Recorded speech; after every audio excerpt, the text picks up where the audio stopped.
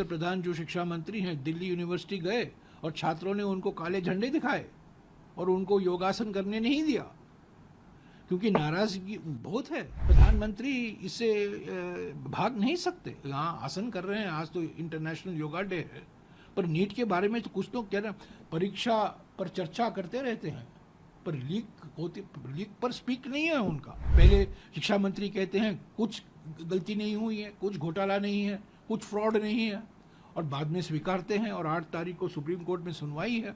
जिस तरीके से नीट चलाया गया है, जिस तरीके से लाखों युवकों के भविष्य से खिलवाड़ हुआ है, उस पर संसद पर एक बहस होनी चाहिए। आज छात्र प्रदर्शन कर रहे हैं, राजनीतिक पार्टियों के प्रदर्शन छोड़िए, हम आंदोलन कर रहे हैं, प्रोटेस्ट कर रहे हैं, पर आज देखिए धर्मेंद्र प्रधान जो शिक्षा मंत्री हैं दिल्ली यूनिवर्सिटी गए और छात्रों ने उनको काले झंडे दिखाए और उनको योगासन करने नहीं दिया क्योंकि नाराजगी बहुत है।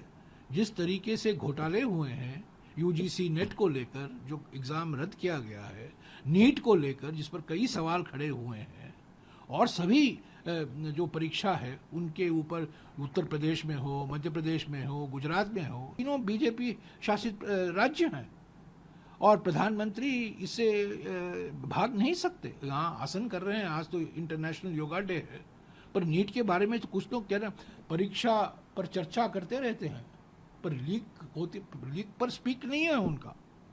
परीक्षा पर बड़े प्रवचन देते रहते हैं। तो ये 24 लाख छात्र, नीट 24 लाख छात्रों ने दिया है, उनका भविष्य का क्या होगा?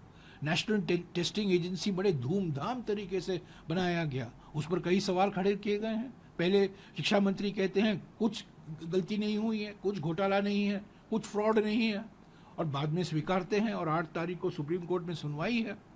और एक और बात मैं कह दूं, 4 साल पहले प्रधानमंत्री ने बड़े धूमधाम तरीके से कहा सारे केंद्र सरकार की संस्थाओं के रिक्रूटमेंट के लिए, रेलवे, बैंक या सेंट्रल गवर्नमेंट के जो ग्रुप सी, ग्रुप डी रोजगार होता है, उसके लिए हम एक नेशनल रिक्रूटमेंट एजेंसी स्थापित कर रहे हैं। 4 साल हो गए।